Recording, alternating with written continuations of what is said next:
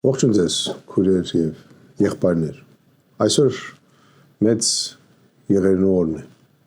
111 տարի առաջ Օսմանական իշխանությունը սկսեց մի գործընթաց հայ ազգի հանդեպ, որը ի վերջո բերեց մեծաքանակ դաժան զոհերի եւ դաժանաբար սպանվեցին մեր պապերը, մեր տատիկները եւ այն ժամանակվա երիտասարդությունը վերացավ։ Այն ժամանակվա մեր կանանց մի մասը ընկավ թուրքական հարեմները։ Մենք այն ժամանակ Օսմանական պետության մեջ իրավունք չունեինք, որ զենք կրենք, չնայած իրանց քաղաքացին էինք, իրավունք չունեինք ինչ-որ միտեղ միջոցառումների մասնակցեինք, իրավունք չունեինք եւ իրականում ոչ մի իրավունք չունեինք։ Շատ նման է այսօրվա մեր իշխանության պահվածքին մեր հայ ժողովրդի հանդեպ, որ իրավունք չունի խոսալ, իրավունք չունի ինչ-որ մի բան անի, իշխանության դեմ դիտողություն անի, իրավունք չունի մեր երկրի ղեկավարին ասի դու սխալ ես։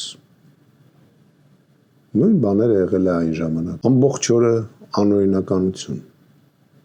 Հայաստանի Հանրապետության մեջ, սպանություններ, արդարության բացակայություն, գրպանի դատավորներ, դատախազներ եւ քննիչներ։ Ես ասել եմ, փառք Աստծո մեծ մասը այդպեսին չեն, որոշ մարդիկ հրաժարվում են։ Ամեն ինչը մտցրել է իր գրպանը։ Շատ նման է։ Գիտեք, ցեղասպանությունը չի լինում միայն զենքի միջոցով, ցեղասպանությունը լինում է այդ թվում հենց այն քաղաքականության միջոցով, որ այսօր փորձում է տանել մեր երկրի իշխանավորը, ասելով, որ պատմությունը ուրիշ է, ասելով, որ պետությունը դա հայրենիք է, որ անհամատեղելի բառեր են, բառարանում չի կարա լինի դա, ասելով, որ Արցախը Ադրբեջան է, ասելով, որ Արարատ սարը դա մեր սիմվոլը չէ, դա էլ է ցեղասպանություն։ Ու դեռ հարց է, ֆիզիկական ցեղասպանությունն է ավելի դաժան, քան այն ինչ որ արվում է այսօր մեր իշխանության կողմից, մեր քաղաքացու հոգու հետ կապված։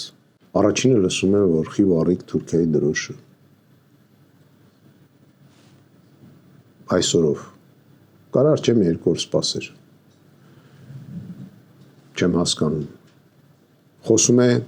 որ ցեղասպանություն այն ժամանակ տեղի ունեցավ, որտեղ գերպետությունները օգտագործում էին հայ ժողովուրդ, չէ։ Դու ես այսօր օգտագործում հայ ժողովուրդ, դու ես օգտագործում հայ ժողովրդի պատմությունը, որ գերտերությունների դեմ կզես եւ մեզ էլ հետդ կզցնես։ Փառք Աստծո, աշխարհը այսօր եվրոպացիները, ռուսները, ամերիկացիները եւ մյուսները